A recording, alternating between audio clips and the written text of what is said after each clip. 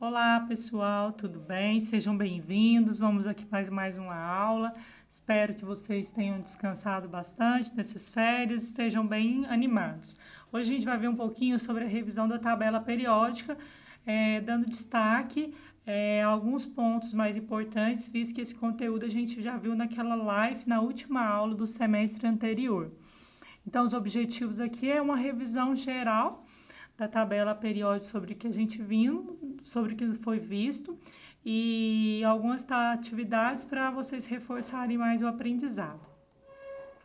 Então, o que a gente vê em comum nessas imagens aqui é o símbolo, né, a estampa da tabela periódica.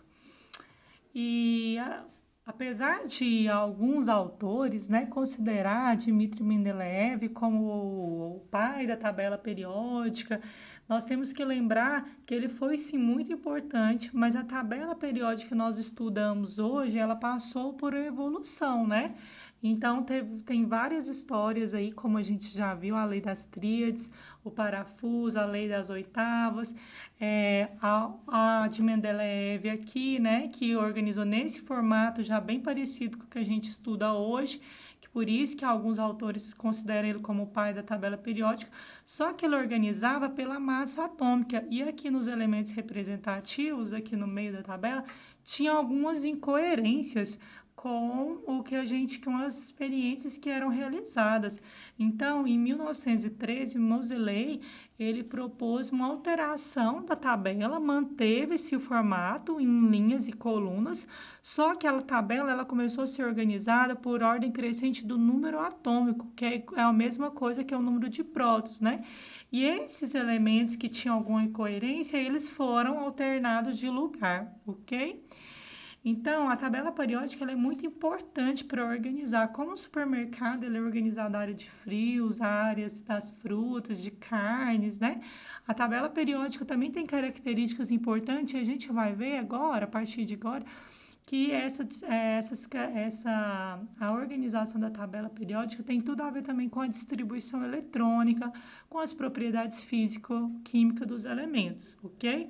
Então, hoje, o critério atual, a gente não pode esquecer que tem muita pegadinha, é pelo número de prótons, ou seja, ordem crescente do número atômico, mas nem sempre foi assim.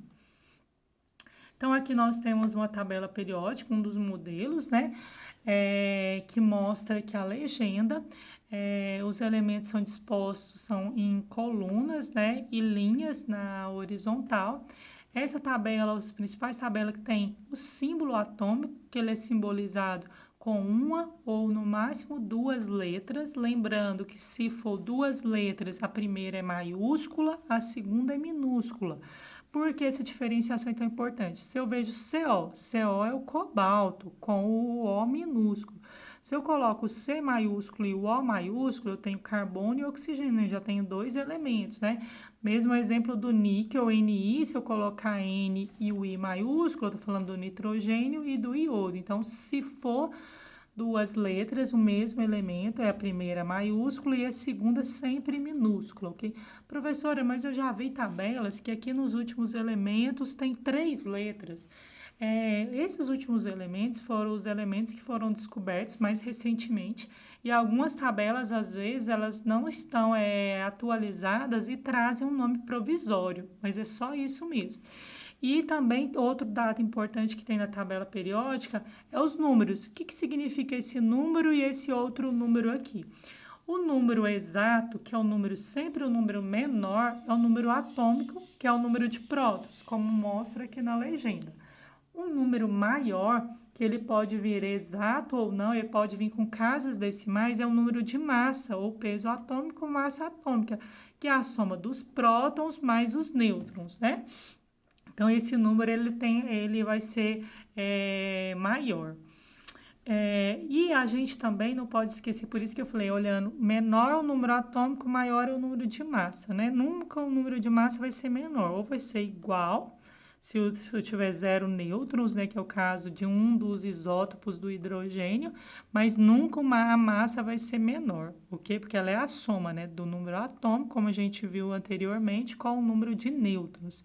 Só que eu não posso fixar, às vezes, a posição desse 13, porque algumas tabelas e alguns exercícios, eles trazem canto superior, às vezes canto inferior, no meio junto com o elemento aqui, então eu não posso fazer essa fixação da posição.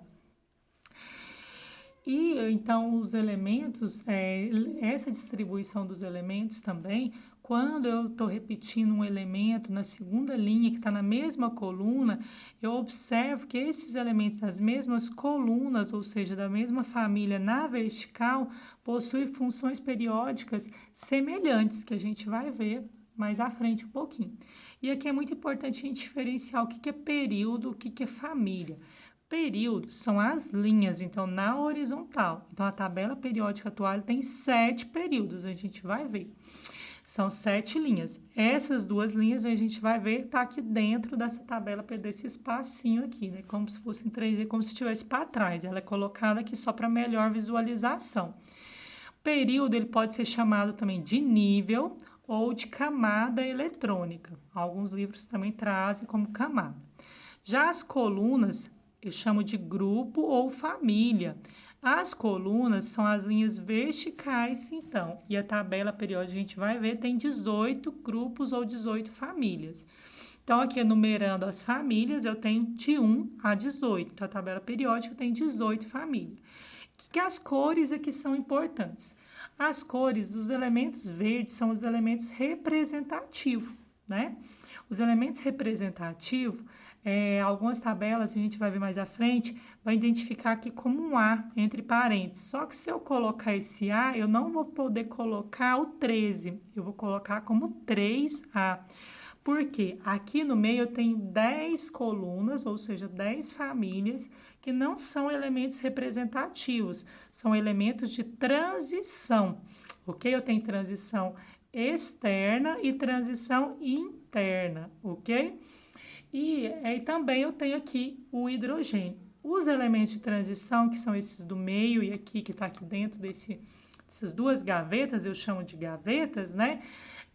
São os elementos que a distribuição eletrônica deles termina no subnível D ou F. E também as famílias são consideradas como B. Então, representativo A, transição B. Aqui a gente vai aprender o próximo conteúdo, nossa, a distribuição eletrônica, o diagrama de Linus Pauling, né? A gente vai dar uma vista, uma estudada sobre isso. E aqui, toda vez que eu falei para vocês que essas 2 primeiras colunas e essas aqui são elementos representativos. Então, os elementos representativos, a distribuição sempre termina em S ou P. Os elementos de transição, que são as famílias, 10 famílias aqui B, termina em D, se for transição externa, e se for transição interna, em F. E por que transição interna? Lembra que eu falei no slide anterior que aqui era uma gaveta? Então, interna é porque como se esses elementos estivessem dentro de um armário aqui de gaveta, como se fossem aqueles elementos de arquivo. Isso aqui agora, a gente vai ver que as famílias, elas têm nome, possuem nomes, principalmente as famílias representativas. Então, a família 1A eu chamo de alcalino, 2A alcalinos terrosos, família 3A do boro, do carbono, do nitrogênio, 6A calcogênio, halogênio e gases nobres. E isso aqui é o próximo conteúdo que a gente vai aprender agora. Aqui eu tenho uma tabela periódica longa. O que seria essa tabela periódica longa? Em vez de colocar aquela gaveta, eu mostro que aqueles elementos naquela tabela anterior que ficava abaixo estão aqui, ó. Então, de forma extensa. Só que para não ficar muito extenso, eles colocam ele por baixo. A tabela periódica também pode ser em formato de círculo, apesar que não é usual, mas existe. E agora a gente vai ver, então, a diferenciação. Então, aqui eu tenho 7 períodos, como eu falei para vocês, e 18 famílias. Se eu fosse separar elas em elementos representativos e de transição, representativos é aquela que vai ter A, e transição é aquela que vai ter B, como eu falei. Então, vamos separar.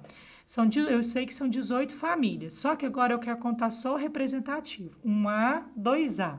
Eu pulei 10 aqui, então vai ser 3A. Por isso essa diferença de 3A e 13.